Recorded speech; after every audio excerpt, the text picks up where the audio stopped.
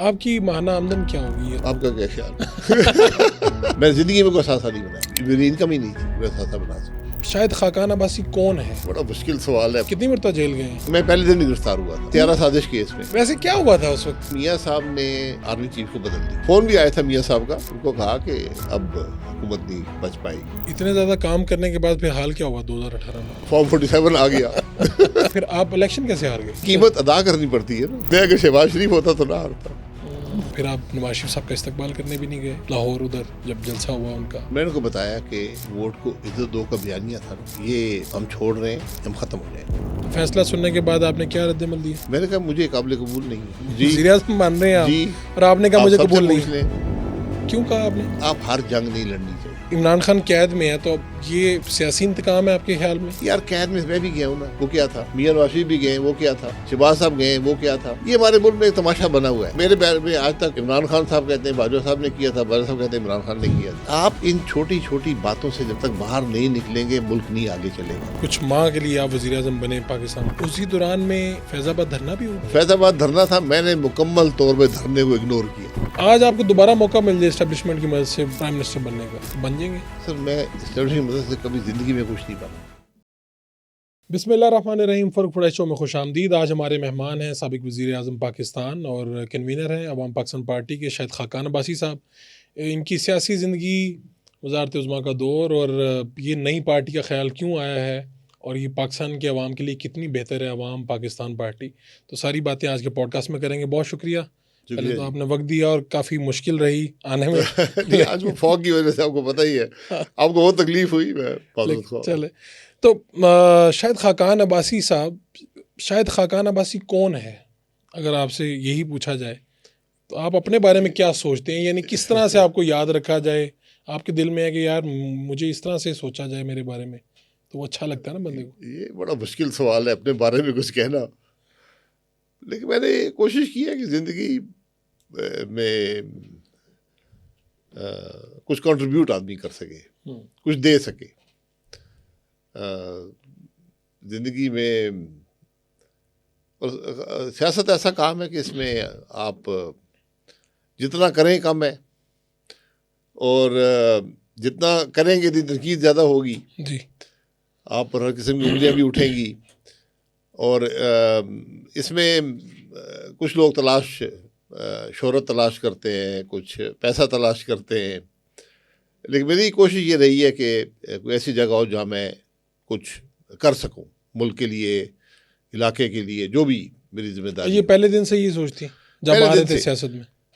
पहले दिन से मैं रवायती सियासतदान नहीं हूँ। हम ख़ानदानी तौर पे हमारा सियासत से ताल्लुक़ नहीं था।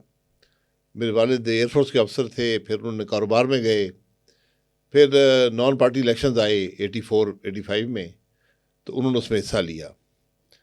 उनकी एक पर्सनैलिटी थी, वो एक बड़े सियासतदान के मुकाबले में कामयाब हुए और उसके बाद तकरीबन 3 साल वो सियासत में रहे, वफाकी वज़ीर भी रहे जूनियर साहब के साथ। फिर उनसे इख्तलाफ हो गया तो सियासत वो छोड़ दी, काबीना छोड़ दी और उसके बाद वो ओजडी कैंप के हादसे में वफ़ात हुई उनकी। तो मेरे भाई भी शदीद ज़ख्मी हो गए थे, तो मैं तकरीबन 13 साल से मुल्क से बाहर था। अच्छा जी, 7 साल अमेरिका में था, पढ़ रहा था और वहाँ नौकरी भी की 3 साल, और फिर मैं सऊदी अरब में काम कर रहा था। तो मैं आता जाता रहता था, लेकिन मैं रहा नहीं था पाकिस्तान में। और सियासत का भी कोई ख्याल नहीं था? नहीं, कोई कभी ख्याल नहीं था। तो लोगों ने कहा, हल्के के लोगों ने कहा कि एक ताल्लुक़ वालिद साहब का हो गया था, तो उन्होंने कहा कि उनकी सियासत को पसंद किया है तो आप इलेक्शन लड़ें। तो मैंने कहा मैं अभी उम्र भी कम है, 29 साल उम्र है, फिर ज़िंदगी आखिर कुछ कमाएंगे तो खाएंगे तो अपना काम भी छोड़ना पड़ेगा। बहरहाल बहुत इसरार था, तो मैंने फिर इलेक्शन में हिस्सा लिया। एक बाई इलेक्शन हुआ, उसमें मैं कामयाब हो गया। 3 जून 1988 को ओथ लेना था, लेकिन वो असेंबली डिज़ोल्व हो गई। 29 तारीख असेंबली डिज़ोल्व हो गई। इलेक्शन आप जीत गए लेकिन असेंबली में नहीं पहुंच जी, असेंबली में नहीं जा सका। ये 85 वाली असेंबली थी। उसके बाद ज़िया-उल हक साहब की वफ़ात हो गई हादसे में, तो फिर इलेक्शन पाकिस्तान में फिर आ गए। तो उसमें मुझे पार्टी का टिकट नहीं मिला। मुझे जुनेजो साहब ने कुछ मुखालफत की, उनकी अपनी राय कुछ और थी। मियाँ साहब ने कोशिश की लेकिन नहीं हुआ, तो मुझे सूबाई टिकट कहा गया। तो मैंने कहा जी मैं सूबाई टिकट नहीं लड़ सकता। मुशावरत की हल्के के लोगों से। बहरहाल उसके बाद हल्के के लोगों ने कहा कि जी आप इलेक्शन कागज़ जमा कराएं, इलेक्शन हम लड़ेंगे। ठीक है। तो IGI और पीपल्स पार्टी दोनों के ख़िलाफ़ मैंने इलेक्शन लड़ा। मैंने क्या लड़ा, लोगों ने लड़ा। मेरी तो कुछ सियासी तरबियत थी ही नहीं, और बड़े कम मार्जिन से, कोई 45,000 वोट मेरे थे, कोई 43 या 44,000 मुस्लिम IGI के थे, और 42,000 पीपल्स पार्टी के थे। और दोनों नामवर शख्सियात थी। राजा जफरलाक थे IGI के, और राजा अनवर साहब जो बड़े मशहूर वकील थे, वो पीपल्स पार्टी के थे। तो यानी पाकिस्तान पीपल्स पार्टी को भी और IGI को तो ये तो इत्तेहाद था पूरा। जी, तो आप आज़ाद उम्मीदवार के तौर पे आपने शिकस्त दी। जी, मुझे उन लोगों ने कहा कि आप आज़ाद लड़ें, और बल्कि मेरे साथ जो MPs थे जिनको टिकट मिला था उनको भी कहा कि आप टिकट वापस कर दें, तो ग्रुप बनाकर लड़ें। तो बस वो दिन और आज का दिन है। बहुत से मराइल आए, अचूच नीच आई। नहीं तो अब्बासी साहब, ये सियासत में तो आप आ गए, और वालिद साहब का भी था, फिर लोगों ने भी इसरार किया। जी। इसमें ऐसे ही देखा हमने कि जी। जिसका दिल नहीं भी है तो फिर एक अगर ताल्लुक कहीं पे है या लोगों के इसरार पे या माहौल बनता है, बंदा आ जाता है। आप खुशहाल ख़ानदान था आपका, यानी पैसे वैसे थे, ये मसला नहीं था कि सियासत में आ जाएंगे, या उस वक्त इतने पैसे लगते ही नहीं थे? क्योंकि आजकल तो ये कॉन्सेप्ट नहीं है। नहीं, पैसे नहीं लगते थे। हमारे हल्के में कभी भी पैसे नहीं लगे। तो यानी अब ये कुछ नहीं अखराजात बढ़ गए हैं, हम्म। चूँकि महंगाई हो गई है, लेकिन हमारे हल्के में पैसा नहीं चलता, अच्छा, नहीं लगता। और आज भी ऐसे ही है? आज भी ऐसे ही है। लोग लगाते हैं, बट मैंने कभी पैसे पे इलेक्शन नहीं लड़ा।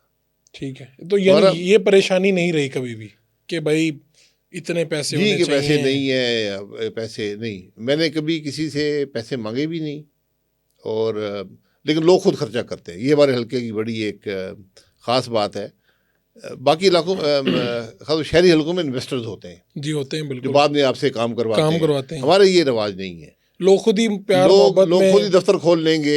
इलेक्शन दिन 2-3 बड़े खर्चे होते हैं, एक दफ्तर का खर्चा होता है, हल्के बड़े हैं, खासतौर पर ये हल्का बहुत बड़ा है, 4 तहसीलों पे है, और पहाड़ी इलाका है, डिफिकल्ट है भी इस तरह से सीधा इलाका नहीं है।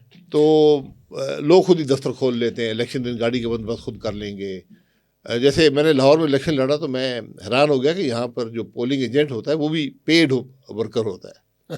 तो हमारे तो लोग लड़ते हैं कि कौन पोलिंग एजेंट होगा।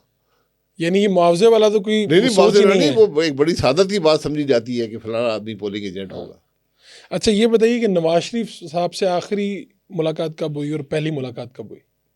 पहली मुलाकात पहले बता दें। नवाज शरीफ साहब से मेरी पहली सियासी मुलाकात जो है, जब मैं खुद सियासत में था, उससे पहले मेरे वालिद साहब के साथ होती रहती थी। मेरे वालिद साहब को मैं पहली मुलाकात का एक तासुर आपसे पूछना चाह रहा हूँ, यानी वालिद साहब के साथ भी जब हुई तो वो क्या थे, और आपने पहली मरतबा मिल के क्या तासुर लिया था उनका? जी, पहली मुलाकात में ने दफ्तर एक खोला था लाहौर में। ठीक है। मैं सऊदी अरब में कोई टेक्निकल काम करता था, उसका जो बैक एंड था मैंने लाहौर में रखा हुआ था, गुलबर्ग में। तो जब इलेक्शन हो गए तो मेरे वालिद साहब वहाँ आए थे, तो मियाँ साहब वहाँ उनसे मिलने आए थे मुझे मेरे दफ्तर में। तो उस बारे में बड़ा सादा माहौल होता था, इतनी ना सिक्योरिटी के इश्यूज होते थे, ना कोई बड़ी, और बल्कि आपको शायद याद हो कि आप गाड़ी से पहचान लेते थे कि किसकी गाड़ी, कौन आया हुआ है। तो मियाँ साहब की गाड़ी मशहूर थी। इनकी एक वो स्पोर्ट्स कार वाली बात नहीं, ये हल्के रेड ऑरेंज रंग की मर्सिडीज थी। अच्छा। और वो लाहौर में एक ही थी, और हाँ भी पहचानता था कि ये नवाज शरीफ है। तो पहली मुलाकात जब आए ये, तो क्या आपने? मेरे वाले से मिलने आए थे, मैं तो वहाँ एक बेटे की जगह मौजूद था। जी तो वो अच्छे खुशपोश आदमी थे, और खूबसूरत उनकी शख्सियत थी, यानी आप उनको देखने में ना एक तो, लेकिन मेरे वालिद का बहुत एहतराम करते थे। मेरे वालिद का उनसे बहुत अच्छा रिश्ता था, और बल्कि उन्होंने मेरे वालिद को हमेशा कहा था कि आप कभी मेरे पास नहीं आएंगे, जब जो आपको काम हो मैं आपके पास आऊँगा। और इस तरह ही होता और इस बात का आखिरी दिन तक वो उनकी लाहौर में मुलाकात, मैं लाहौर में ही अक्सर होता था, तो लाहौर में उनकी मुलाकात जब आते थे मेरे वालिद साहब लाहौर, तो गुलबर्ग चौक में एक रेस्टोरेंट बना था नया, अच्छा। जो लाहौर का पहला अच्छा रेस्टोरेंट होता था। तो उस ज़माने में 9 बजे बंद हो जाते थे। ठीक। तो वो फिर मेरे वालिद साहब और उनकी मीटिंग वहाँ पे रात को 9 बजे के बाद मिलते थे। अच्छा, वो रेस्टोरेंट बाकायदा उनके लिए फिर? उनके लिए वो 1 घंटा 1.5 घंटा वो खोल लेते थे, तो वहाँ पे उनकी मीटिंग होती थी। तो कितने साल हो गए अब सियासत में? सियासत में जी 10 अप्रैल को 37 साल हो जाएंगे। तो क्या 37 साल की जो सियासी ज़िंदगी है, निचोड़ क्या सीखा, क्या खोया, क्या पाया? नहीं, बहुत कुछ सीखा मैं, अल्लाह का करम है, अल्लाह ने बहुत मौका दिया। लेकिन मेरा ख्याल है कि अपनी शख्सियत को जानने का मौका ज़्यादा मिलता है कि आप किस किस्म के आदमी हैं, क्या आपकी तरबियत है। वरना बाकी तो ये जो ओहदे मुझे इनमें कुछ ज़्यादा इंटरेस्ट कभी नहीं रहा कि आप वज़ीर बन जाएं, आप ये हो जाएं। मैंने जो सियासत गुजारी है 37 साल में, तो 27 साल तो मैं अपोजिशन में रहा हूँ। 4 साल 2 महीने वज़ीर रहा हूँ, 10 महीने वज़ीर आज़म रहा हूँ। तो उससे हुकूमत की पहले सियासत तो बहुत कम है। जी, तो हुकूमत का वक्त जो है, जैसे आप कहते हैं कि उसने हुकूमत के मज़े जो लिए तो तो यानी ये सोच क्या है, जब आप वहाँ पे इतनी देर अमेरिका में रहे, सऊदीया में रहे, तो कभी ऐसा मौका आया कि सियासत के दौरान ही कि कभी आपने सोचा कि यार मेरे ख्याल में वो ज़िंदगी ठीक थी, या यहाँ पर इत्मीनान रहा हर किस्म का कि नहीं, ऐसे जो ऐसे कर रहा हूँ शौक से कर मुझे रहा हूँ? आना चाहिए था, मैं हकीकत से आपको बता रहा हूँ, लेकिन नहीं, कभी सोच नहीं आई, क्योंकि वो जो फैसला था मेरा नहीं था, वो फैसला मुझे कहा गया। देखिए, जब आप इलेक्शन में होते हैं, इलेक्शन लड़ते हैं, सियासी होते घराना या सियासी आपका ताल्लुक हो, तो फिर आपकी ज़िंदगी आपकी नहीं रहती।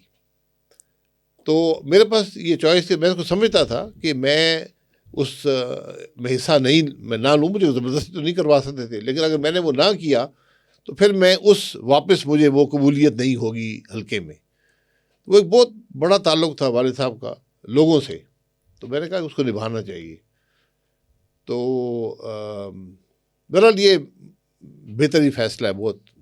उसमें मैंने कभी सोचा नहीं, मैं सोचता नहीं हूँ माजी की तरफ कि गलत हुआ सही हुआ, जो है उसको बेहतर बनाने की कोशिश करनी तो चाहिए। इन 37 सालों में सियासतदान की अहमियत जो है, या इज्जत कह लें, कदर कह लें, कम हुई है? जी बिल्कुल घट गई, ख़त्म हो गई। ख़ास तौर पे 2018 के इलेक्शन के बाद एक बेपनाह ज़वाल आया, और ये 2024 के इलेक्शन के बाद तो ख़त्म हो गई सियासत। अब गाली गलोच, एक दूसरे पर इल्ज़ाम लगाना, जेलों में डालना, इस किस्म का माहौल बन गया। ये बड़ी ख़तरनाक बात है। अच्छा, आप खुद भी कितनी मरतबा जेल गए हैं? आपका मैं चाय वैसे साथ साथ चलती रही, क्योंकि मैं सवाल बार बार पूछ रहा हूँ, तो जी आपके चाय पीने का भी साथ में मौका मिलना चाहिए। मैं 2 दफ़ा, 2 2 दफ़ा दफ़ा, गए हैं। एक मुशर्रफ साहब के दौर में, मैं पहले दिन ही गिरफ्तार हुआ था। पहले दिन ही पहले जब वो दिन हुआ त्यारा साजिश केस में आप चेयरमैन थे? मैं चेयरमैन PI था, मैं PI मेन एक्यूज था उसके वैसे क्या हुआ था उस वक्त? उस दिन क्या हुआ, क्या था? ये मुशर्रफ साहब का त्यारा हवा में था? जी देखिए, मियाँ साहब ने आर्मी चीफ को बदल दिया। जी। मैंने ये बात खबरों में सुनी। अच्छा। जी, मुझे कोई इल्म नहीं था इस बात का, खबरों में सुनी। मैं कराची हेड ऑफिस में था, तो मेरी जो सेक्रेटरी थी उन्होंने बताया कि इस तरह मियाँ साहब ने आर्मी चीफ बदल दिया। आर्मी चीफ बदल दिया। इससे पहले कोई आसार नहीं थे इस बात नहीं, की? कोई ऐसे आसार। ये अचानक हुआ है, जी टीवी पे आ अचानक, रहा है? मुझे पता भी नहीं था। ठीक। तो जिस तरह उन्होंने बात की, तो मैं समझा वो उस ज़माने में वो जो चेयरमैन जॉइंट चीफ थे वो इस्तीफ़ा दे गए थे। मैं समझा शायद उनकी बात कर रही हैं। तो फिर वो मेरा 6 बजे खबरें होती थी इंग्लिश की, ठीक। PTV पर 6 बजे या 7 बजे को ऐसा टाइम होता था। ठीक है। तो मैंने वो दफ्तर से साथ एक कॉन्फ्रेंस वहाँ TV था, मैंने वो लगा लिया। तो मुझे वो याद है, शाइस्ता जैद साहिबा थी, हम बचपन से को देख रहे थे, तो वो पढ़ रही थी, तो बीच में एक हाथ आया खबरों में। ठीक है। एक कागज दिया तो उन्होंने पढ़ा कि आर्मी चीफ को तब्दील कर दिया गया। तो जब मैंने पहली ये बात सुनी, तो मैंने अपनी सेक्रेटरी थी उनको मैं फ़ोन भी आया था मियाँ साहब का, तो मैंने उनको कहा कि ये अब हुकूमत नहीं बच पाएगी, ये हुकूमत ख़त्म है, आपने कहा। हुकूमत ख़त्म हो चुकी है। बल्कि मैंने कहा कि जो कागज़ वागज़ साइन कराने करा ले, बल्कि मैंने इस्तीफ़ा भी लिख के, क्योंकि मैं उसमें चेयरमैन था, तो उस ज़माने में डिफेंस सेक्रेटरी होता था, जो एडमिनिस्ट्रेटिव मिनिस्ट्री होती थी PIA की, तो मैंने इस्तीफ़ा लिख के उनको भिजवा दिया। नहीं, अब आपको ये पता चल गया, नहीं आपका ये यकीन क्यों नहीं हुआ कि वज़ीर आज़म ने आर्मी चीफ को बदल दिया और नहीं, बात आगे चलेगी? जी, जब मेरी वज़ीर आज़म साहब से बात हुई, उन्होंने कहा कि जो जहाज़ है इसको आप बाहर भेज सकते हैं, यानी ये आ रहा था जहाज़। ये श्रीलंका से आ रहा था? जी, ये श्रीलंका से मालदीव और मालदीव से फिर ठीक है। पाकिस्तान। तो आपको मियाँ साहब ने क्या कहा? उन्होंने कहा कि इस जहाज़ को आप मुल्क से बाहर दुबई या ओमान भेज सकते हैं। तो मैंने कहा मैं चेक करके बताता हूँ। तो हमने चेक किया तो नहीं जा सकता था। वरना जहाज़ भेजना कोई गैर मामूली बात नहीं थी, हम करते रहते थे ये काम। कई दफ़ा अब जद्दा में हमारे पास हाजी होते थे या उम्रे के लोग, और जहाज़ आ रहा होता था अमेरिका से, तो उसमें 150-200 सीटें खाली होती थी कभी कभी, तो हम उसको डाइवर्ट कर देते थे जद्दा, कि वहाँ से वो पैसेंजर भी ले आओ। तो अब वैसे मामूल का काम था, लेकिन वो वाली जी, उस दिन वो वाला जहाज उन्होंने कुछ नहीं कहा कि उसमें कौन है या नहीं है, लेकिन मुझे पता था कि कौन है उसमें, कि उस वक्त मुझे इल्म नहीं था कि वो आ रहे हैं जहाज़ पे, लेकिन जिस तरह वो माहौल पैदा हो गया था, तो मैं ये समझ गया कि उस पर आर्मी चीफ है। वो मियाँ साहब चाहते हैं कि मैं यहाँ बात कर लूँ। तो फिर उन्होंने बताया कि वो बहर दूसरी कॉल जब हुई कि वो फ़ौज TV स्टेशन आई थी, तो उसको डिसआर्म कर दिया MS ने। वो वहाँ पर गए और उनको डिसआर्म कर दिया।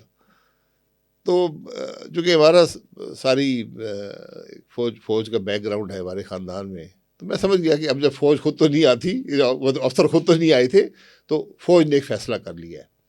मुझे इससे पहले भी इल्म था कि अगर कोई चेंज हुई आर्मी चीफ की, तो फ़ौज कबूल नहीं करेगी।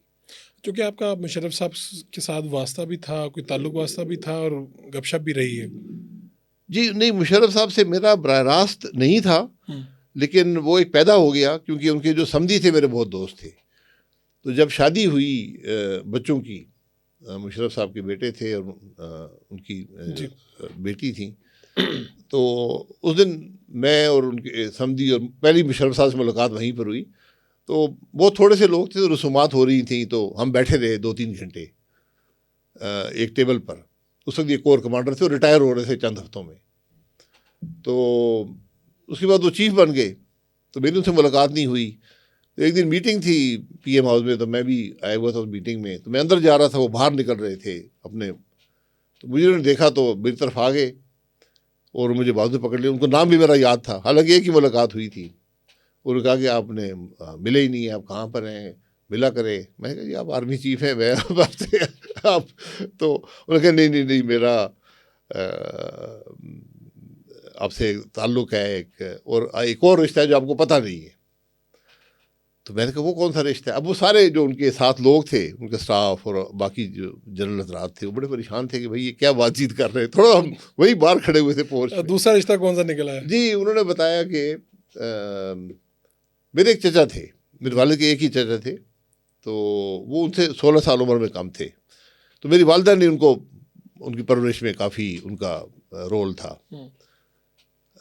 वो भी लॉरेंस कॉलेज गए मेरे वालिद की तरह, फिर वो नेवी में चले गए, नेवल अफसर थे। और वो नेवी की जो पहला बैच था स्पेशल SSG का, वो उसके अफसर थे। तो बाद में शहीद हो गए थे। तो वो कहने लगे, इम्तियाज़ उनका नाम था, तो कहने लगे इम्तियाज़ जो है वो मेरा, हमने कोर्स इकट्ठे किया, मेरा वो भाई था। हाँ, तो ये रिश्ता उन्होंने खुद बताया। ठीक है। तो बहरहाल वो उसके बाद मेरी उनकी मुलाकात नहीं हुई। अच्छा, लेकिन ये सारा जब सिनेरियो हो रहा है, जैसे आपको खबर मिल रही है, मियाँ साहब का फ़ोन आ रहा है, चीज़ें हो रही हैं जी, उस सब में आपको अपने फ़ौजी बैकग्राउंड और इन सब चीज़ों को देखते हुए आपने ये अंदाज़ा लगा लिया कि बस काम ख़त्म हो गया? नहीं, जब मुझे उन्होंने बताया मियाँ साहब ने कि वो फ़ौज आई थी TV स्टेशन पर और MS ने डिसआर्म कर दिया, बस ठीक है, तो मैंने कहा तो बात खत्म हो गई, अंडरस्टूड हो गया कि हाँ, अब गेम कि नहीं वो है। 111 ब्रिगेड अब मूव कर चुका है। तो वो देखिए ना, फौज में कोई काम भी ऑर्डर्स के बगैर नहीं होता। तो फिर आप गिरफ्तार कब हुए? उसी दिन मैं इंतज़ार करता रहा, मेरे ख्याल तक दफ्तर से गिरफ्तार कर ले तो बेहतर है। नहीं किया? नहीं, वहाँ कोई नहीं आया। तो मैंने उस दिन शौकत तरीन साहब जो बी बैंक के सदर थे, मैं वहीं एक नज़दीक एक होटल में रहता था, पीआईए का होटल था। तो मैं चूँकि घर इस्लामाबाद में था, मैं होटल में एक कमरे में रहता था। एक कमरा था, साथ एक स्वीट सा था, एक लिविंग डाइनिंग छोटा सा था। तो मैंने शौकत तरीन साहब, वो आ रहे थे इस्लामाबाद से 7 बजे की फ़्लाइट पे, तो मैंने उनका खाना किया हुआ था। कुछ उनसे मामला डिस्कस करने थे, तो वो तो अब नहीं आ रहे थे, फ्लाइट तो कैंसिल हो गई सारी। तो मैंने वेट किया, कोई नहीं आया, फिर मैं होटल चला गया। तो वहाँ पे एक दो लोग थे जो दोस्त भी थे मुस्लिम लीग, एक वज़ीर थे प्रोविंशियल गवर्नमेंट में, और एक दो और लोग थे।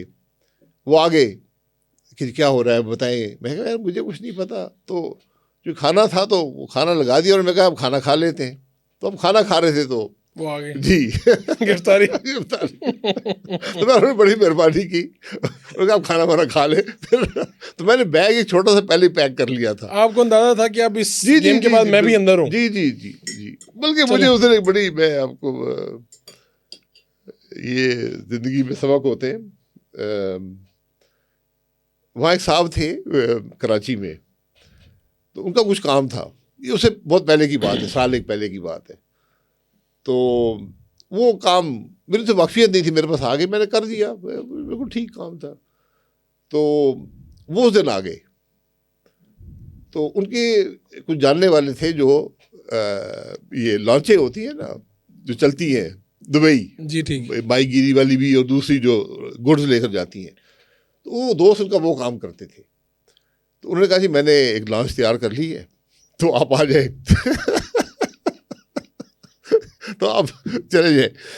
तो मैंने कहा यार, मैंने सोचा, मैंने कहा यार बड़ा वो सारा, मुझे पता था तफ्तीश होगी। मैंने बल्कि पीए को जब सराह से बुलाकर उनको कहा कि देखें जब तफ्तीश होगी आप सिंपली कह दें कि हमें चेयरमैन साहब ने ऑर्डर दिए थे और हमने वो किया। बिल्कुल, मैं कहा बिल्कुल कोई हिचकिचाने की बात नहीं है। तो मैंने कहा यार वो आपकी बड़ी मेहरबानी है। तो दोस्त एक आदमी ये बात याद आप रखता कह है। रहे थे कि आप बड़ी आसानी से जा सकते हैं। जी जी, नहीं उन्होंने कहा तैयार है, मेरे साथ गाड़ी में बैठे हो चलें। नहीं तो आपको एक लम्हे के लिए भी नहीं आया? नहीं, कोई सोच आई कि मैंने कहा नहीं, कि मैं कहा फिर ऐसे ही पीछे एक इंक्वायरी होगी, कहेंगे भाग गया है, फलाना हो गया है। तो मैं कहा नहीं आपकी बड़ी मेहरबानी है। तो वो मेरे अपने तो उनसे वो फोत हो गए, उनसे बड़ी दोस्ती नहीं है। ऐसे दोस्त भी एक ही दफ़ा पहले मुलाकात थी, और उन्होंने वो ऑफर कर दिया। आज खुद आ गए, आज खुद। देखिए, वो आदमी सोचते हैं कि भाई अब ये आदमी मुश्किल में है, मैं मदद कर सकता हूँ। तो वो अच्छा चले, ये भी अच्छा हो गया। खाकान अब्बासी साहब, आप पाकिस्तान के वज़ीर आज़म बने, तो ये जो आपको वज़ीर आज़म बनाने का, अब देखें ना, बार बार पार्टी कहती है, अब मुस्लिम लीग नून वाले तो बहुत गुस्से में आ जाते हैं। वो कहते हैं देखें पीपल्स पार्टी ने राजा परवेज़ अशरफ को बनाया, यूसुफ रज़ा गिलानी को बनाया, वो सब मानते हैं अहकामात अपनी पार्टी के, चेयरमैन बिलावल भुट्टो की इज़्ज़त करते हैं।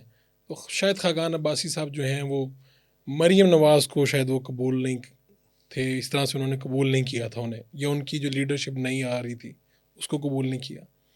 और फिर आप नवाज शरीफ साहब का इस्तकबाल करने भी नहीं गए लाहौर, उधर जब जलसा हुआ उनका, वापसी हुई उनकी। तो क्या है वजह, क्या है, क्या वाकई कहीं पे आपने पार्टी की कोई जो तब्दीली आई है उसको कबूल नहीं किया? नहीं, मैंने देखिए मियाँ साहब को, मैं लंदन जाके उनको मिलता रहा जी, और मैंने उनको बताया कि जो वोट को इज्जत दो का बयानिया था ना, ये हम छोड़ रहे हैं, हम ख़त्म हो जाएंगे। और फिर मार्च 23 में मैंने उनको बताया कि मैं इलेक्शन नहीं लड़ सकूंगा जमात से, बहुत पहले, अभी इलेक्शन दूर थे। मेरी कोई नाराज़गी किसी से नहीं है, मरीम साहिबा को जो मर्ज़ी बनाना चाहते हैं वो बनाएं। मैंने ना ज़िंदगी में कभी पार्टी का ओहदा मांगा है, ना मेरी ख्वाहिश हुई है, ना मैंने कभी कोई वजारत या वज़ीर आज़म का ओहदा मांगा है। बल्कि जब वज़ीर आज़म के बारे में मेरा ऐलान मियाँ साहब ने ख़ुद किया मुझसे मुशावरत के बगैर, तो आप किसी भी मुस्लिम लीगी रहनुमा से पूछ सकते हैं, जो वहाँ 28 लोग मौजूद थे, कि वहाँ क्या हुआ, या मुझसे ना पूछें, किसी भी पूछें। नहीं, वैसे आप मौके पे मौजूद थे? जी, उस वक़्त मैं था। लेकिन जब आपकी डिस्कशन हुई तो तब आप नहीं थे? डिस्कशन कोई नहीं हुई, मीटिंग मियाँ साहब ने बुलाई, उन्होंने कहा जी ये मेरा फ़ैसला है। फैसला आप बैठे हुए हैं 28 लोग हैं और उन्होंने कहा पूरी जी शायद मुस्लिम खाकान लीग, अब्बासी पूरी उनकी वज़ीर-ए-आज़म। फैमिली भी थी, मरीम बीबी भी थी, हमजा साहब भी थे, सुलेमान शहबाज भी थे, शहबाज साहब भी थे, पूरी जो अब हायरार्की है मुस्लिम लीग नून की वहाँ बैठी हुई थी। तो फैसला सुनने के बाद आपने क्या रद्द-ए-अमल दिया? खामोशी? नहीं, मैंने कहा मुझे काबिल कबूल नहीं है। आपने जी वज़ीर-ए-आज़म मान रहे हैं आप जी, और आपने कहा आप मुझे सबसे कबूल नहीं पूछ है। लें, क्यों कहा आपने? क्योंकि मैंने कहा कि हम ये फैसला ये था कि शहबाज साहब वज़ीर-ए-आज़म बनेंगे जी। और जब तक वो आते हैं तो मैं वज़ीर-ए-आज़म हूँगा। तो उन्होंने कहा कि दुआ करें। मैं कहा जी अब दुआ क्यों, किस बात की कर रहे हैं, मैं तो उम्मीदवार नहीं हूँ, मुझे तो ये तरीका कबूल ही नहीं है। ये साथ में बता दिया गया था कि शहबाज साहब के आने तक आप वज़ीर-ए-आज़म जी होंगे। जी जी, ये फैसला था। ठीक है। मैंने कहा आपने ये फैसला, मैंने कहा हम इस फैसले को डिफेंड नहीं कर सकते।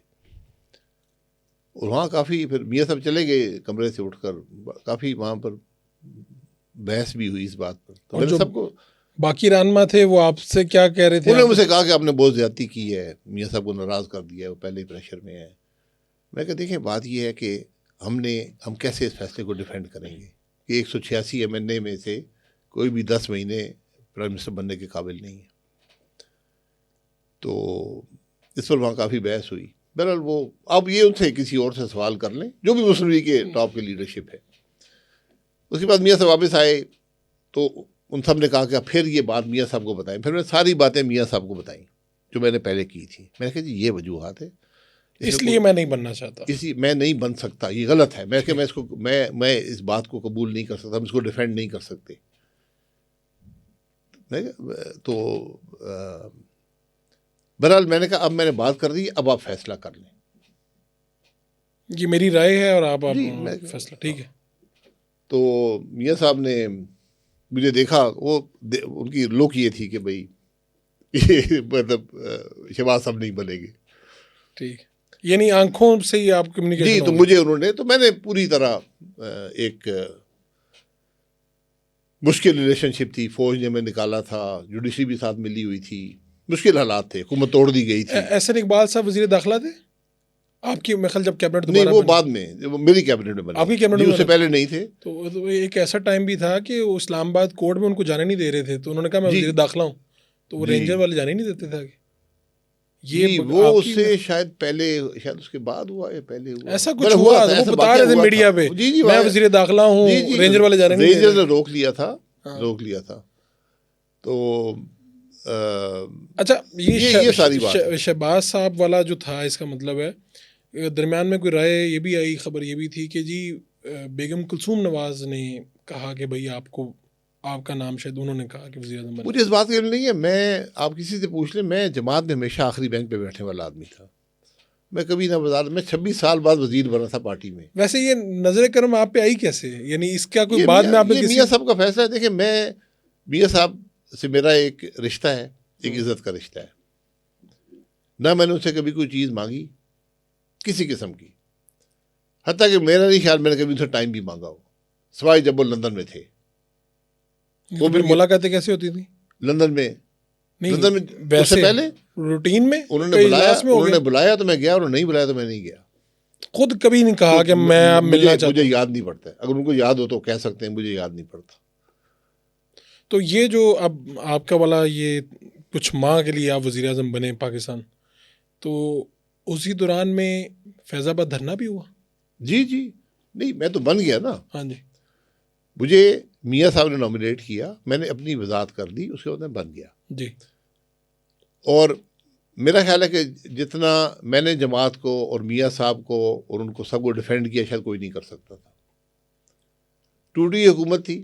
मैंने पहले दिन जब असेंबली में तकरीर की, इलेक्शन के बाद, वोटिंग के बाद, मैंने मियाँ साहब का फ़ोटो सामने लगाया, किसी के पास एक बैनर में कही ये लगा दें यहाँ पे, और मैंने ये कहा, और ये हकीकत है, ये कोई किसी की खुशामद की बात नहीं थी। मैंने कहा जी आपने मुझे वज़ीर-ए-आज़म इलेक्ट किया है, मेरे वज़ीर-ए-आज़म मियाँ नवाज शरीफ है, क्योंकि लोगों ने मियाँ साहब को वोट दिया था, मुझे नहीं दिया था। ठीक है। उनको हटाया गया, उन्होंने नॉमिनेट किया, मैं बन गया। मैंने 10 महीने काम किया, मुझसे कभी किसी मेरी जमात ने शिकायत नहीं की।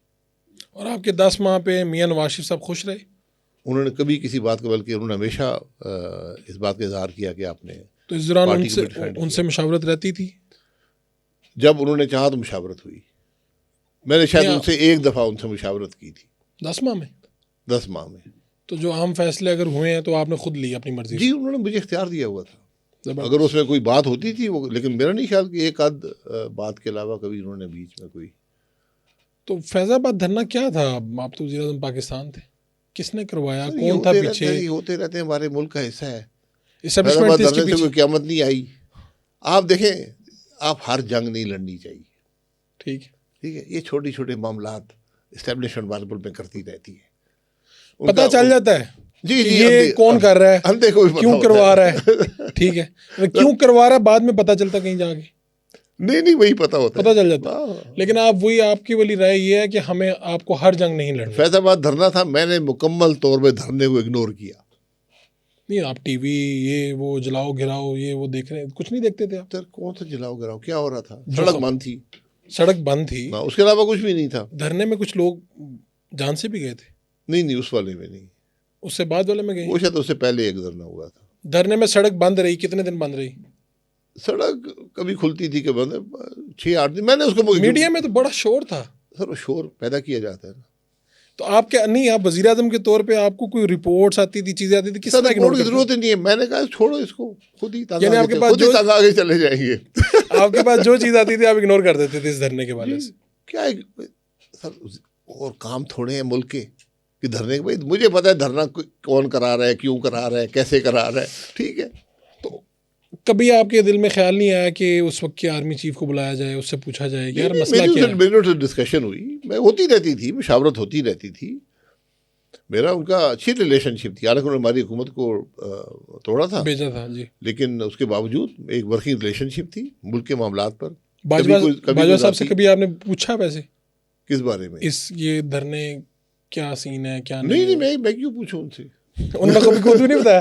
मैंने गपशप बड़ी लगाते मैंने थे। धरने को इग्नोर किया। उन्होंने भी किया। नहीं वो नहीं इग्नोर कर सकते थे। नहीं, वो गपशप बड़ी लगाते थे ना, उनका बड़ा वो हमारे साथ भी वो बातें हुई हैं काफी, लेकिन मैंने इग्नोर किया। आपने ignore मैं धरने को कोई इंपॉर्टेंस नहीं दी, पर खुद ही कराने वाली तंग आ गए। तो उन्होंने कहा कि अब वो फिर कोर्ट से ऑर्डर कराया गया पुलिस को कि जनाब धरने को 2 दिन में ख़त्म किया जाए, एक्शन लिया जाए, लेकिन ताकत का इस्तेमाल ना किया जाए। तो आपने कहा कि करवाने वाले ही थक गए थे। जी वो मतलब कि जा नहीं रहा था ना, मकसद फोत हो गया था धरने का।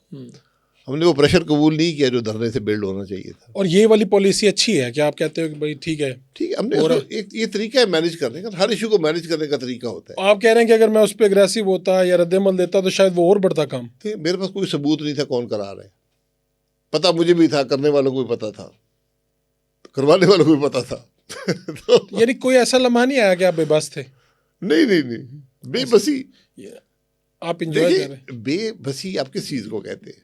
यानी आपको पता हो कि यार मैं वज़ीर आज़म पाकिस्तान हूँ, ये करवाने वाले ये हैं, मकसद इनका ये है, और मतलब एक चीज़ तंग तो करती है कि इख्तियार मेरे पास। वज़ीर आज़म पाकिस्तान कोई बादशाह नहीं होता। हम्म। वज़ीर आज़म पाकिस्तान वज़ीरों में से एक वज़ीर होता है।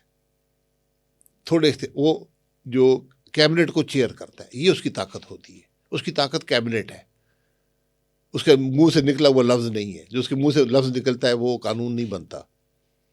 अच्छा, हम तो थोड़ा सा जी आप समझते हैं कि जी हमारी नहीं, हमारा जो वज़ीर आज़म होता है उसको शौक भी यही होता है कि जे मैं मुंह से लफ्ज़ निकालूं वो बन जाए। हाँ तो वो हो जाता है, आप किसी अफसर को इधर करना चाहे उधर कर, ये बात के काम हो जाता है, ठीक। लेकिन इस काम की कोई हैसियत नहीं है आपकी जिम्मेदारी में। आपकी जिम्मेदारी है मुल्क के मामलात को चलाना, मुल्क को बेहतरी देना। उसमें आपके पास कुल्ली इख्तियारात नहीं होते। समरी आती है मिनिस्ट्री से, उसको डिबेट किया जाता है। जब डिबेट हो जाती है, काबीना में डिबेट करें, फिर आपकी जिम्मेदारी है कि फ़ैसला करें। 3 फैसले हो सकते हैं, या जिस तरह समरी आई है उस तरह अप्रूव हो जाए, या रिजेक्ट हो जाए, या अप्रूव विद अमेंडमेंट्स हो जाए। मैं जितना सा वज़ीर आज़म रहा, मैंने कभी कोई समरी वापस नहीं जाने दी, मैंने फैसला करके भेजी। ज़्यादातर में रेशो क्या थी? Approve with amendment? नहीं, सारी अप्रूव्ड या विद अमेंडमेंट्स। कुछ अमेंडमेंट्स कुछ जैसे आई थी ऐसे अप्रूव हुई। तो आप कह रहे हैं बेहतर अप्रोच ये है, बजाय आप वज़ीर आज़म की कुर्सी पे बैठे हैं और सीधी बात है, मैं इस्टेब्लिशमेंट का जिक्र कर रहा हूँ कि मुदाखलत होती है, आपने भी 10 माह में फील तो हुआ ना, सब कुछ आपको हुआ, और उससे पहले नवाज शरीफ साहब को भी हो रहा था, उनके साथ तो उन्होंने बाकायदा आद कर दिया। अब आपके पास क्या है कि आप वज़ीर आज़म, आप सोचेंगे दोबारा आप वज़ीर आज़म बने तो क्या अप्रोच होगी आपकी? वही अप्रोच जो पहले मैंने अपना काम करना है। आप अपने गैर ज़रूरी लड़ाई नहीं लड़नी, आप कह रहे हैं? गैर ज़रूरी, देखें लड़ाई बेमकसद है ना। अब धरना हो रहा है, मैं क्या कहूँ, मैं कहीं फौज करा रही है, ISI करा रही है, मैं क्या कहूँ, मेरे तो कोई सबूत नहीं है। धरना हो रहा है, बस ठीक है, एक लॉ एंड ऑर्डर सिचुएशन है, पुलिस मैनेज करे, मेरा क्या ताल्लुक है उससे। सुबकी है, यकीनन एक बड़ी सड़क बंद है, सुबकी हो रही है ना, हुकूमत की रेट पे इफेक्ट हो रहा है, वो ठीक है, आपने हर चीज़ को मैनेज करते हैं ना। ठीक है। हाँ। आपकी वज़ारत उज़्मा के दौर में कोई ऐसा काम जिस पे आप फ़ख्र कर सकें हमेशा कि यार ये काम? मैं ज़िंदगी में किसी काम पे फ़ख्र नहीं किया। कोई ऐसा मौजूदाती काम कोई नहीं ऐसा होता। लम्हा तो होता है? बिल्कुल नहीं है। अच्छा। हाँ, मैंने काम किया, जिस दिन मैं गया हूँ कोई समरी PM ऑफिस में नहीं थी, हर काम पे हमने फैसला कर दिया, आईनी तरमीम भी हो गई, टैक्स का रिफॉर्म भी हो गया, फाइनेंस बिल भी बनाया, पास हो गया, जितने प्रोजेक्ट थे मुस्लिम लीग के सारे चलते रहे, CPAC चलता रहा, सब मुकम्मल हुए। मैं हर हफ्ते 2 प्रोजेक्ट्स का इफ्तिताह करता था, मेरे नहीं थे, मेरी जमात के थे, मियां नवाज शरीफ जो उन्होंने शुरू किए हुए थे, हर हफ्ते लेकिन उसको तसलसल से चलाना भी। वो मुकम्मल हुए, इफ्तिताह किए, और वो हम सारे जो फहरिस्त थी मुकम्मल नहीं कर सके, इतने ज़्यादा काम थे। इतने ज़्यादा काम करने के बाद फिर हाल क्या हुआ 2018 में? जो मेरा हाल हुआ, फॉर्म 47 आ गया। मैं आपको हकीकत से कहता हूँ, मुस्लिम लीग नून इलेक्शन से 10 दिन पहले 100 सीटों से ज़्यादा थी, 100 सीटों के लगभग थी। इमरान खान साहब 60 सीटों के लगभग थे। ये कुछ सर्वे होंगे ना जिनकी बुनियाद पर आप बात कर रहे हैं? ये सर्वेज हैं। ठीक है, तो 2018 में फिर आप इलेक्शन कैसे हार गए? इसी वजह से हारे आप? तो यानी दोस्त ये कीमत अदा करनी पड़ती है ना। ठीक है, यानी सब अगर स्मूथ रहता तो फिर आपका भी। मैं अगर शहबाज शरीफ होता तो ना हारता। इसकी कीमत अदा की आपने, जो आप मुज़ाहमत थोड़ी बहुत की है। मुज़ाहमत नहीं, मैंने अपना काम किया। चले उसमें लेकिन लोग माइंड करते हैं फिर भी। तो फिर जो किसी ने माइंड किया नहीं किया, बहरहाल मुझे इलेक्शन हरवाया गया, मैंने किसी के पास ना मैंने कभी शिकवा किया है, हार गया, बात खत्म हो गई। तो पार्टी ने फिर खुद ही सोचा कि आपको ये हमजा शहबाज साहब वाली सीट पे लड़ाया जाए? ये मियां साहब का फैसला था, मैंने इसके लिए बहुत दफा ना की, मैंने आखिरी मिनट तक भी ना की। अदालत में मियां साहब ने उन्होंने कहा कि अब जाएं, कागज जमा कराएं, इस तरह मेरे थोड़ी देर हाथ मार के कहा यार अब जाएं, क्या कर रहे हैं। मैंने कहा मियां साहब मैं इलेक्शन हार गया हूँ। उन्होंने कहा नहीं, ये आपकी नहीं, ये मेरी और पार्टी की ज़रूरत, आप जाएं। और उन्होंने कहा कि आप एक पैसा नहीं खर्च करेंगे। उस इलेक्शन में एक पैसा खर्च नहीं हुआ। देखिए वो जो रिश्ता था वो जगह पे है। अच्छा, वैसे बड़ा स्मूथ हल्का था, मैंने उन दिनों रिपोर्टिंग की है उस हल्के की। जी, वो मियां साहब का अपना हल्का था, शहबाज साहब की बेपनाह वहाँ मेहनत थी एक, लेकिन पूरा इलेक्शन लड़ा गया। हाँ जी, पूरा इलेक्शन लड़ा गया, कोई आसान इलेक्शन कभी भी आसान नहीं होता। तो अब जो बातें लोग करते हैं वो नहीं करें तो बेहतर है। ये चौधरी निसार अली खान हो, जावेद हाशमी हो, ये बहुत बड़े बड़े नाम थे अब्बासी साहब। ये जब नवाज शरीफ से अलहदा हुए तो ये सियासत में उनकी वो कदर नहीं रही। कहीं आपको लोग कहते नहीं है कि अब्बासी साहब तुसी भी गलती करती है? नहीं, देखिए कदर किसको आप कहते हैं? मैं तो कहता हूँ सियासत में जो मुकाम था। मैंने किसी वजह से नहीं छोड़ी, मैंने एक असूल की बुनियाद पे जमात छोड़ी। वोट को इज्जत दो, ये मेरे लिए बहुत एक कोई और बात नहीं है। मुझ पे किसी ने बात करनी है, मियां नवाज शरीफ साहब जो मेरे बारे में कहें मुझे काबिल कबूल है। किसी और को बात करें तो फिर मैं भी उसके बारे में बात करने का हक रखता हूँ। आप कह रहे हैं कि मियां नवाज शरीफ साहब को, मियां साहब मेरे बारे में कहें ये आदमी वफादार नहीं है, ये आदमी ठीक नहीं है, ये आदमी जो, मैं कबूल करता हूँ। इसके अलावा आपने किसी को ये राइट, किसी को ये हक नहीं है, फिर मुझे भी हक मिल जाएगा और मैं इस काम में नहीं पढ़ना चाहता हूँ। ये बताइए कि इमरान खान कैद में है, तो अब ये सियासी इंतकाम है आपके ख्याल में? यार कैद में मैं भी गया हूँ ना, वो क्या था? मियां नवाज शरीफ भी गए, वो क्या था? शहबाज साहब गए, वो क्या था? ये हमारे मुल्क में एक तमाशा बना हुआ है।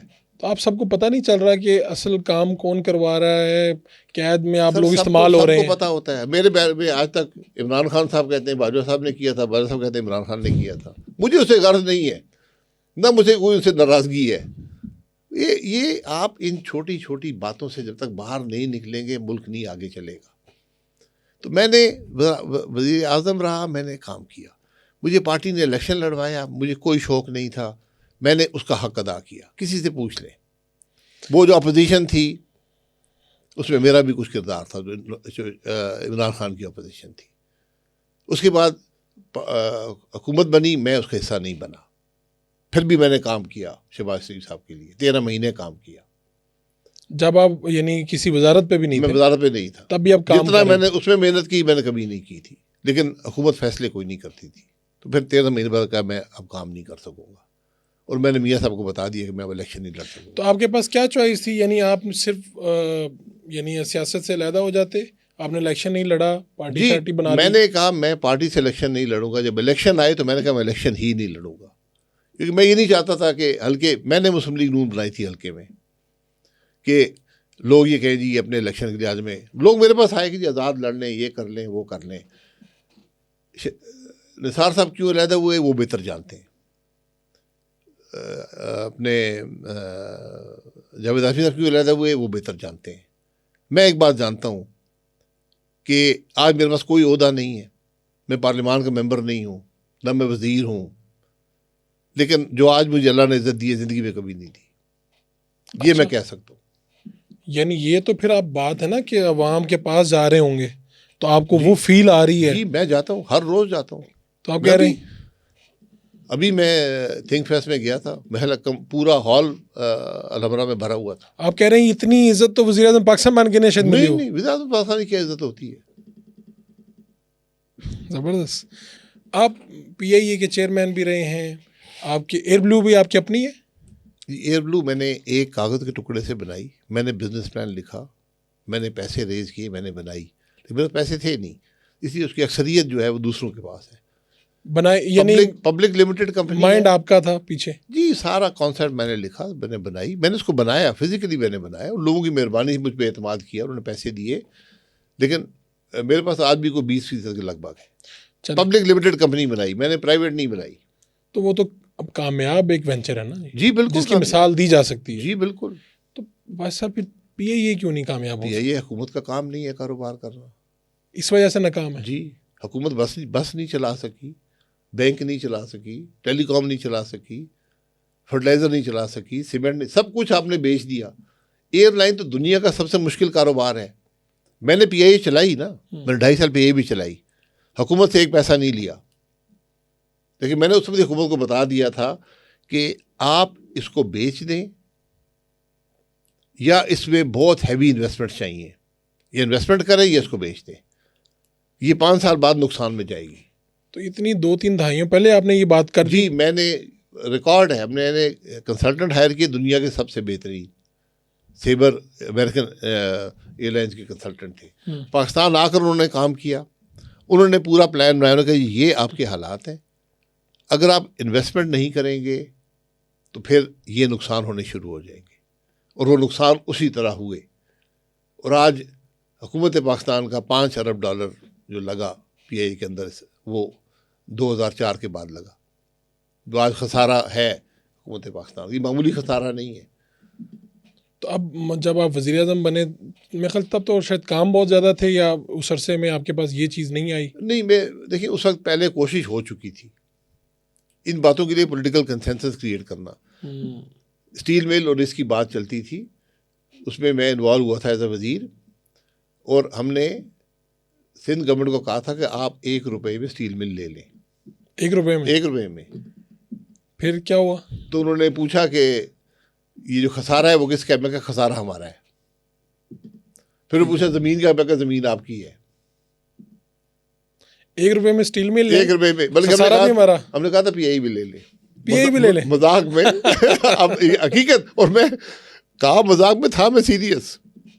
मुराद अली शाह साहब को, मैं और मिफ्ता साहब थे, हमने मीटिंग में कहा आप ले लें, मैं कहा आपको समझ आ जाएगी। तो आप चलें, ये तो अब बयान आ गया ना कि भाई ये काम हुकूमत का है ही नहीं है। ये हुकूमत का है नहीं ना, प्राइवेट सेक्टर कर रहा है, हुकूमत से पैसे तो नहीं मांग रहा ना, टैक्स ही अदा करेगा, आपको नुकसान होगा तो उसका होगा। यहाँ तो आप $5 अरब मामूली रकम नहीं होती, पीएम ने $5 अरब तो डबो दिए। तो क्या इसका यही हल है? मतलब हुकूमती इदारे तो दिन ब दिन नीचे जाते जा रहे हैं। सर, पाकिस्तान प्राइवेटाइजेशन की सक्सेस स्टोरी है, आपने सब कुछ बेच दिया है।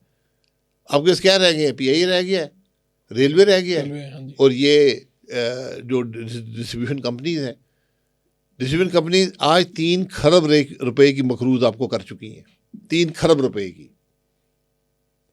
इसको डॉलर में गिने तो ये को $12 अरब बनता है। तो आप उसको बेचे जान प्राइवेट को दे दें, सब हर प्राइवेट चीज सेक्टर पाकिस्तान ने बेची है। पाकिस्तान ने 450 सनतें थी पाकिस्तान में, बसें बनाते थे, कारें बनाते थे, फर्टिलाइजर सारा पाकिस्तान में, सीमेंट, रोटी प्लांट, पता नहीं क्या क्या चीज़ें थी, सब बिक गई हैं। सवाई ये अपने 4-5 हाथी रखे हुए हैं और फैसले नहीं करते। और आप कह रहे हैं इनको भी जितनी जल्दी हो सकता है बेच दें? जी, यही हाल है इनका। सर बेच दें, दे दें, अपनी जान छुड़ाएं। आज आपको दोबारा मौका मिल जाए इस्टेब्लिशमेंट की मदद से प्राइम मिनिस्टर बनने का, तो बन जाएंगे? सर मैं इस्टेब्लिशमेंट की मदद से कभी ज़िंदगी में कुछ नहीं बना। मैं ये अगर वो कहें कि जी मैं पाकिस्तान के अल्लाह का हालात करम है, ठीक हल्फन कह सकता हूँ कि मैंने कभी किसी गैर आईनी अमल का हिस्सा नहीं रहा। ये मुल्क ज़िंदगी के आखिरी हिस्से में मैं नहीं बनना चाहता यार, मुझे माफ़ करें। वो कहें जी पाकिस्तान ठीक करना है आपने, जी, पाकिस्तान ठीक करना है, आप ही कर सकते हैं। एस्टेब्लिशमेंट का काम नहीं है, ये इस मुल्क के इलेक्टेड नुमाइंदों का काम है, आइन पढ़ने। ठीक है, ये अवाम पाकिस्तान पार्टी क्या लगता है आपको कामयाब होगी? ये कामयाब हो चुकी है। ये किस तरह कहेंगे आप? आज हम जो खड़े हैं ना, यही कामयाबी है मेरे लिए। ये कामयाबी है कि हम एक असूल पर खड़े हैं। ठीक है, आज लोग इसको बेहतर सोच समझते हैं, हम बात कर सकते हैं, हमारे पास कैपेसिटी है, हम अब जाके पार्टी बना रहे हैं। बाकी अवाम का फैसला है, वो वोट दे या ना दे। 2019 में आपने कहा अदालतों से इंसाफ की कोई उम्मीद नहीं, तो आपको अभी भी उसी पे अब जी, अब तो बिल्कुल नहीं है। अब तो आप निज़ाम 26वीं तरमीम ने मुल्क में अदल का निज़ाम ख़त्म कर दिया। तो यानी अगर आपके कहीं पे कोई बची खुची उम्मीद थी तो वो भी आपकी खत्म हो गई। सही है। जनरल राहील शरीफ एक्सटेंशन लेना चाहते थे, वो इसके लिए हालात ख़राब करते थे? यार मैं उसका हिस्सा नहीं था, तो मैं स्पेकुलेट नहीं करना चाहता। मैं बहुत कुछ जानता हूँ, लेकिन मेरे पास कोई डायरेक्ट नॉलेज नहीं है, इसलिए आप उस पर, इसलिए वो मुनासिब बात नहीं है। राहील शरीफ साहब, वो उनसे मेरी दोस्ती तो नहीं थी, लेकिन एक ताल्लुक पैदा हो गया जब वो चले गए, तो उसके बाद तो वो मुनासिब बातें नहीं है। बाजवा साहब की एक्सटेंशन पे वोट किया था नून ने, उस वक्त आपने नवाज शरीफ साहब को मशवरा दिया था कि एक्सटेंशन पे वोट देना चाहिए? सारे पाकिस्तान ने वोट दिया। जी जी, सारे पाकिस्तान ने नहीं दिया। सारे पाकिस्तान ने दिया था। ठीक है, उस वक्त आपकी राय क्या थी? मैं जेल में था जी। जेल में मैंने मियाँ साहब को एक रुका लिखा। मैंने उनसे ये कहा, जब ये देखें एक्सटेंशन 15 अगस्त को दे दी गई थी, ठीक है, मैं नैब कस्टडी में था। मुझे नैब का अफसर आया, उसने एक ख़त दिखाया अपने फ़ोन पर कि देखें ये ख़त ये जारी हो गया है। मैंने पढ़ा, मैं कहा यह तो जाली है, मैं तो हो नहीं सकता, इस तरह तो हो, ये तो पॉसिबल नहीं है, तो ऐसे हुकूमत तो ऐसे चलती ही नहीं। उसने कहा अच्छा, मैं कहा हाँ मैं पता करें। फिर वो आया, उसने कहा नहीं मैं तो चेक किया, ये ख़त जारी हुआ है। तो मतलब वो उस ख़त का ना सिर था ना पैर था। वज़ीर आज़म अपने नाम से कभी को ख़त जारी नहीं करता। समरी आती है तो आप उसको खुद भी साइन कर सकते हैं, जो इम्पोर्टेंट कुछ होती है, कुछ आपका सेक्रेटरी उसको इजाज़त होती है वो साइन करके कि प्राइम सीन एंड अप्रूव, बात ख़त्म हो जाती है। तो ये तो अपने नाम से लेटर हेड पे ख़त जारी हुआ है। तो बहरहाल पता नहीं क्या सोच दी, बहरहाल वो हो गया। तो मैंने कहा कि अब एक्सटेंशन प्राइम मिनिस्टर का हक था, उसने दे दी, फौज ने कबूल कर ली। अब 4 महीने बाद चीफ जस्टिस साहब को ख्याल आया कि जी पार्लियामान अप्रूव करे। मैं कहा कहाँ लिखा हुआ है? बहरहाल चीफ जस्टिस साहब का हुक्म है, तो आप वो एक्सटेंशन में मुदाखलत मत करें, वो होने दें, लेकिन कानून अमेंड मत करें। एक गैर मामूली अमल को मामूल का हिस्सा मत बनाएं। ये खराबी थी उस सारे मामले में। जब वोटिंग हुई, मैं उस दिन अस्पताल में था, मेरे का ऑपरेशन था। जेल में था, मैं कहा चलो एक ऑपरेशन ही करा लेते हैं, जिंदगी बड़े अरसे से पड़ा हुआ था। तो वो वहाँ पर वो आ गए, जी आपकी गाड़ी तैयार है जी, आप चले जी वोट डालना। मैं कहा जी मैं नहीं जाऊँगा। उन्होंने कहा क्यों? वो जी बहुत से फ़ोन आए, ये आए, देखें जी आप आ जाएं, बड़ा ज़रूरी है। मैं कहा जी कौन सा वहाँ वोटिंग होनी है, वो तो सारा पाकिस्तान वोट दे रहा है। तो उन्होंने कहा कि क्या बात है, मेरा ज़िंदगी में एक असूल है, सियासत में पार्टी के अंदर मामला डिस्कस होता है, वहाँ पर वो आपकी जगह बात करने की, बात करें। वहाँ पर अक्सर लोग बात नहीं करते, ये मुबहम बात करेंगे। उसके बाद जब फैसला हो जाए, वो फैसला आपका फैसला है। जब पार्टी ने फैसला कर दिया एक्सटेंशन देने का, कानून अमेंड करने का, मेरा फैसला है। मेरे पास ये हक नहीं है कि मैं बाद में कहूँ नहीं मैंने तो ये बात कही थी। मैंने अपनी बात कर दी। जब मौका था राय देने का, तब लोग राय नहीं देते नहीं है, बाद में कहते ओ मैं तो नहीं था, मैं तो पसंद नहीं थी जी। जब मैं बात कर दी, फैसला हो गया, फैसला मेरा फैसला है, मेरी जमात का फैसला है, मेरा फैसला है, मेरे लीडर का फैसला है, मेरा फैसला है, बात खत्म हो गई। तो उन्होंने कहा जी आप क्यों? मैं कहा जी बात ये है, मैं कल भी एमएनए था, मैं परसों भी एमएनए था, मैं पिछले महीने भी था, इससे पहले मेरा प्रोडक्शन ऑर्डर क्यों जारी नहीं हुआ? अगर मैं उस दिन से मैं बात भी नहीं हूँ, लेकिन स्पीकर मुझे बताए, मैं अवाम का नुमाइंदा हूँ, मेरा हक की नुमाइंदगी है, उसकी जिम्मेदारी है प्रोडक्शन ऑर्डर जारी करे। लेकिन आपने आज 5 महीने बाद आपको याद आया कि मैंने बन गया हूँ। मैं नहीं गया। बहुत से मुझे फोन आए। तो सियासी दोस्तों के भी? जी सियासी दोस्तों के भी, गैर सियासी दोस्तों के भी, कि भाई वोट डालना जरूरी है। वोट डालें आप सबका प्राइम मिनिस्टर में आप नहीं डालेंगे, पार्टी के अंदर इंतशार। तो कोई इंतशार, मैं इस फैसले, ये मेरा फैसला है और मैंने टीवी पर 100 दफ़ा कहा है, मैं उस फैसले का हिस्सा हूँ, बात खत्म। आपकी माहाना आमदन क्या होगी, ये सासे क्या होंगे आपके? आपका क्या ख्याल? आपको देख के तो तासुर मिलता है, अमीर आदमी, लेकिन आपका लाइफस्टाइल बड़ा सादा है। ये नहीं आपको पहले भी देखा। हमारा तो आप किसको कहते हैं? देखिए मैं टैक्स अदा करता हूँ। मैंने 1 रुपया कमाया है या 1 अरब कमाया है, मैंने टैक्स अदा की है। टैक्स में मैंने चोरी नहीं की। मैं इसको बहुत बड़ी खामी, बहुत बड़ा जुल्म समझता हूँ जो आदमी टैक्स चोरी करता है। मैं उस आदमी का एहतराम नहीं करता। मैं आपको हकीकत से बताता हूँ, ये मुल्क के साथ जुल्म है, इस मुल्क के अवाम के साथ जुल्म है टैक्स ना अदा करना। मैं इसलिए कह रहा हूँ कि आपके रवायती सियासतदानों की तरह आपके साथ कोई वो प्रोटोकॉल और इस तरह की चीज़ें नहीं, जो आपके बड़े नॉर्मल जो आदमी टैक्स अदा करता है वो अफोर्ड नहीं कर सकता। मैं अफोर्ड नहीं कर सकता, हकीकत से आपको बता रहा हूँ। अच्छा, मैं ज़िंदगी में कोई सासा नहीं बनाया, मेरी इनकम ही नहीं थी कि मैं सासा बना सकूँ। तो बच्चों वगैरह को क्या कहा? अपने काम करो। कहा था कि जब तक आप पढ़ रहे हैं, जो भी करना पड़े वो करूँगा। उनको सबको पढ़ाया, फिर उन्होंने मुल्क पढ़ाया, और उसके बाद अपने कर रहे, एक कारोबार करता है, एक कोई उस पर काम करता है, ये जो नेट होता है, और एक अभी वो पढ़ चुका है तो वो 3 साल मिलते हैं इंग्लैंड में, वो कर रहा है वो जो होती है इंटर्नशिप, नौकरी जो होती है। आप जब वज़ीर आज़म थे तो उस वक्त भी कोविड में, जब आप बाद में आपसे इंटरव्यू करने का मौका मिला ऑनलाइन, तो आपने बताया कि आपके बेटे के पीछे सिक्योरिटी जाती थी, बड़ा तंग पड़ जाता था जब आप वज़ीर आज़म। जी वो नौकरी करता था तो वो पुलिस वाले खड़े होते थे, सिक्योरिटी उनकी भी जिम्मेदारी होती है, वो किसी शख्स की नहीं होती। उनको वज़ीर आज़म का प्रोटोकॉल नहीं होता, ये सिक्योरिटी है। प्रोटोकॉल और चीज़ होती है। पाकिस्तान में बहुत बड़ा थ्रेट होता है, वो आपकी शख्सियत को नहीं होता। शायद अब्बासी के कोई खिलाफ नहीं है, लेकिन प्राइम मिनिस्टर ऑफ पाकिस्तान को थ्रेट है। उस थ्रेट को मीट करना, उसको मिटिगेट करना, वो सिक्योरिटी का काम होता है। और जो थ्रेट पाकिस्तान में दुनिया के किसी मुल्क में नहीं है, यहाँ सुसाइड बॉम्बर का थ्रेट है। ये तो आप इसमें आप प्रोटेक्ट कर ही नहीं सकते, आपको एरिया को प्रोटेक्ट करना पड़ता है। ये लोग समझते नहीं है। तो बाकी अल्लाह का करम है। वज़ीर आज़म जो है वो, ये जब से सूबों को इख्तियारात मिले हैं, ख़ुद मुख्तारी इस तरह से और चीज़ें, तो वज़ीर आज़म पाकिस्तान के कहते हैं इख्तियारात को महदूद हैं। यानी शहबाज साहब के बारे में लोग बड़ा एक दौर में बादशाह पहले बादशाह होता था, बादशाह नहीं है।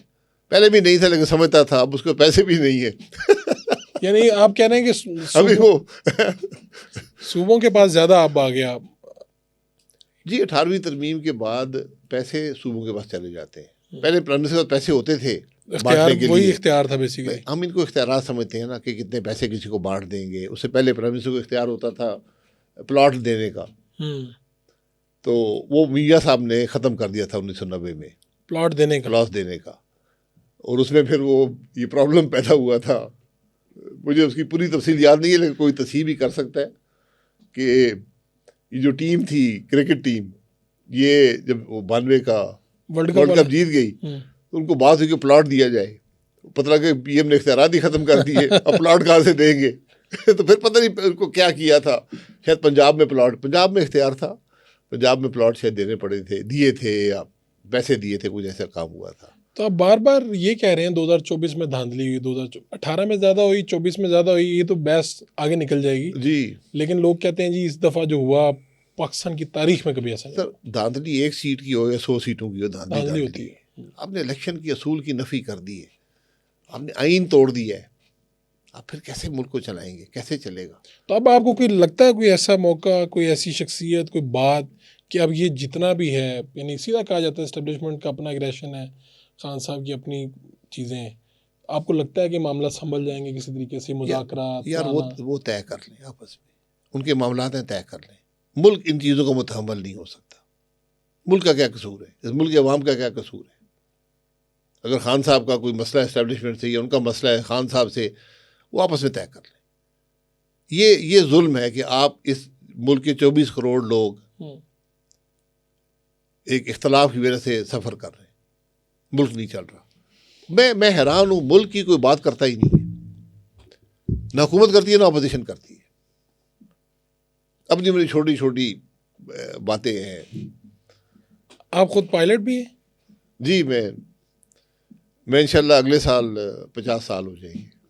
अच्छा, माशाल्लाह। आपकी कोई ज़िंदगी की ख्वाहिश के यार ये मैं देख लूँ? आप वैसे आपकी बातों से और आपकी रहन सहन से तो लगता है कि इतनी ख्वाहिशात आपने कोई रखी ही नहीं है, लेकिन नहीं, अल्लाह ताला का बहुत करम रहा है। अल्लाह ताला ने मुझे बहुत कुछ दिया है, यकीन करें, बहुत कुछ दिया है। मैं बयान भी करने के काबिल नहीं हूँ। एक चीज़ मैं कह सकता हूँ कि जब हमारा ख़ानदान सियासत में आया था उसके बाद बहुत कुछ ज़्यादा था, बहुत कुछ। आज हमारे पास कुछ भी नहीं है उसके मुकाबले में। अल्लाह का अभी भी करम है। यानी इसका मतलब है कि सियासत में आने के बाद आम ये तासुर है, और हमने देखा भी है कि लोगों का इजाफा होता है चीज़ों में, और आप कह रहे हैं कि बहुत कुछ था। मैं बिल्कुल हलफ उठा के कह सकता हूँ कि शायद उसका 100वां हिस्सा भी नहीं है। ठीक, ये आपकी जो पार्टी, इसमें जहांगीर तरीन साहब और इन लोगों के लिए जगह है, क्योंकि 9 मई के बाद काफ़ी एक स्पेस, तरीन साहब का तो एक मामला मुख्तलिफ है, लेकिन आपके पास इन लोगों की जगह है। अगर ये देखिए बात स्पेस की नहीं है, लोग वो होने चाहिए जो कंट्रीब्यूट कर सकें, जिनकी शोहरत अच्छी हो, इंटेग्रिटी हो, कैपेबिलिटी हो। जहांगीर साहब बहुत अच्छे आदमी हैं, इस तरह के और बहुत अच्छे लोग हैं, हम उनसे बात करेंगे। अच्छा, आप जाएंगे खुद? हम सबसे बात करेंगे एक मकसद के लिए। ये नहीं कि आप जमात में आ जाएं, सिर्फ ये नहीं, एक मकसद के लिए कि भाई ये हमारी सोच है, आप इससे इत्तेफाक रखते हैं तो बहैसियत जमात हमारे साथ शामिल हो या बहैसियत इंडिविजुअल। तो जब आपकी पार्टी का बहुत चर्चा हो रहा था तो उस वक्त मिफ्ता साहब के साथ मुस्तफा नवाज साहब का भी नाम आता था जी, और वो भी अक्सर नजर आते थे। मुस्तफा नवाज साहब बल्कि सबसे मुतहर्रिक थे इस मामले में। फिर क्या हुआ? उनके अपने पर्सनल मामला था। उन्होंने कहा कि मैंने हल्के के लोगों से मुशावरत करनी है, वो 3-4 हलकों में उनका असर है, तो उन्होंने कहा कि मुझे कुछ टाइम चाहिए। तो उन्होंने कहा ठीक है, कोई इसमें वो बात नहीं है, उनसे आज भी ताल्लुक़ है, सोच से वो मुतफिक हैं, लेकिन फॉर्मली ज्वाइन करेंगे, कब करेंगे या नहीं करेंगे ये फैसला उन्होंने करना है। ठीक है, तो अवाम पाकिस्तान पार्टी आगे कोई बल्दियाती इलेक्शन होंगे या जनरल उसमें हिस्सा लेगी? तो बल्दियाती में तो इस वक्त मुश्किल है, शायद किसी कुछ सीटों पर कोई लोग लड़ना चाहें, लेकिन ज़्यादा हमारा एम जो है नेक्स्ट जनरल इलेक्शन का है। तो आपके जो पार्टी फंड्स वगैरह हैं वो कौन कंट्रीब्यूट, खुद ही आप लोग कर रहे हैं या? इस वक्त तो हम खुद ही कर रहे हैं, इस जो वक्त कर रहे हैं किसी खुद ही से फंडिंग दी नहीं है, और हम चाहते हैं कि फंडिंग ऐसी हो जो सबके सामने हो। तो अब आप इसके सरबराह ताहयात हैं क्या? जी, सरबराह आप कितनी देर के लिए? हयात की बात भी है।